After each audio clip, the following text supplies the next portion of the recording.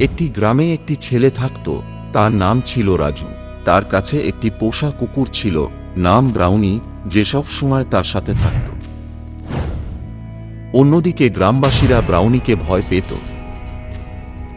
লোকেরা তাদের সন্তানদের বাড়ির ভেতর আটকে রাখতেন। তারা ভাবতেন যে ব্রাউনি তাদের সন্তানদের আক্রমণ করতে পারে।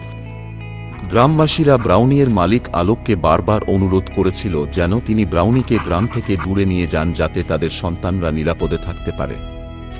কিন্তু আলোক কারো কথা শোনেননি। তিনি ব্রাউনিকে নিজের কাছে রাখার সিদ্ধান্ত নিয়েছিলেন।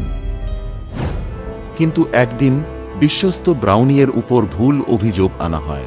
যখন রাজু এবং ব্রাউনি বাড়ির পাশে বনে খেলছিল, তখন সন্ধ্যা হয়ে গিয়েছিল। কিছুক্ষণ পর একটি বিশাল বড় সাপ তাদের কাছে আসছিল।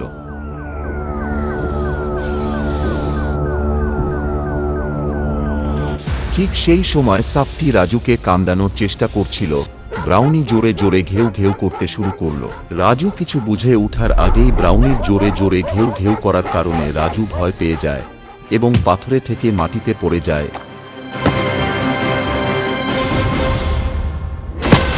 এবং তার মাথায় আঘাত লাগে। ব্রাউনি সাপটিকে সেখান থেকে তাড়িয়ে দেয়।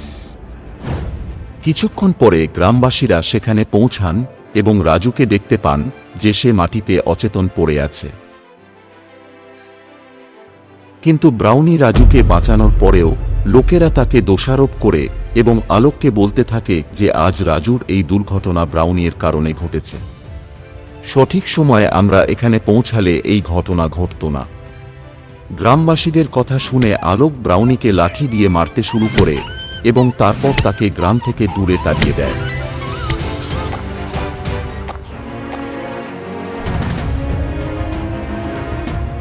পরের দিন রাজু ব্রাউনি সম্পর্কে জানতে পারে।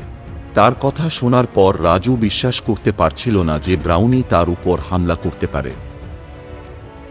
রাজু তার বাবার কথা বিশ্বাস করেনি এবং গ্রামবাসীদেরও কথা বিশ্বাস করছিল না। রাজু তার ব্রাউনির ফিরে আসার অপেক্ষা করতে লাগল, কিন্তু ব্রাউনি আর ফিরে আসে না।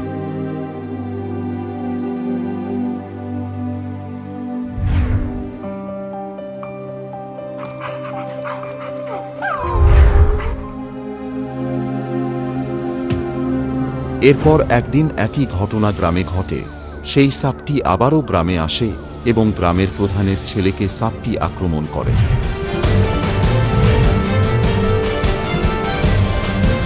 ছেলেটি ভয় পেয়ে কাঁপতে শুরু করে।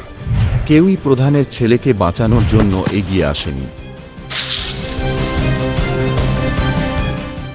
রাজু সেখানে উপস্থিত থাকে। কিছুক্ষণ পর রাজু ব্রাউনির নাম চিৎকার করে ব্রাউনি!